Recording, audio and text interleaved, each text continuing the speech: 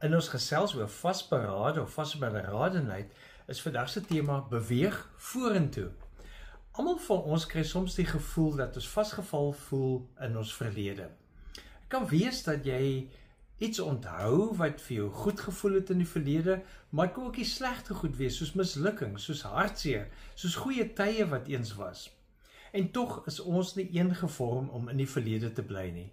Want as ons nie groei nie, dan stagneer ons en dan kwyn ons lewe. En dis nie net ons wat soms so voel nie. In Jesaja se tyd was Israel in ballingskap in Babylonië. En natuurlik was dit nie 'n lekker tyd vir hulle nie, want hulle was in 'n vreemde land met 'n vreemde koning, met vreemde godsdienstige gewoontes. En hulle verlang toe terug na die tyd wat God groot wonders gedoen het, soos om hulle deur die Rooi See ongeskonde te lei.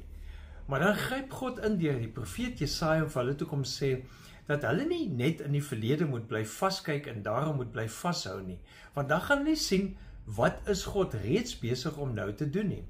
Hoor wat sê God in Jesaja 43 vers 18, maar moenie net aan die vroeëre dinge dink en by die verlede stilstaan nie. God beloof selfs in die verse hierna dat hy iets nuuts gaan doen, en dit gaan selfs groter wees as wat hy voorheen gedoen het. Nou ons het ook ons Israel in ballingskap daar.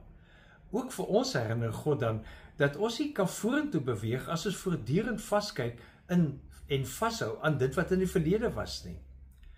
Volgens die sielkundiges Lubomirski, Sousa en Diekerhoof kan ons 'n negatiewe fokus op die verlede kan dit ons belemmer om gelukkig te wees. Dit belemmer ons selfs om vorentoe te beweeg. Want ons kry juis emosionele en juis geestelike groei wanneer ons nuwe drome en nuwe doelwitte nastreef. Hoe doen ons dit? Ons herinner onsself en ons hou vas daaraan dat God iets nuuts besig is om te doen.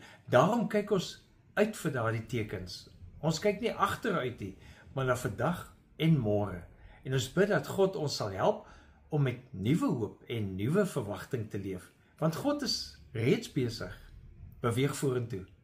Leef geïnspireerd.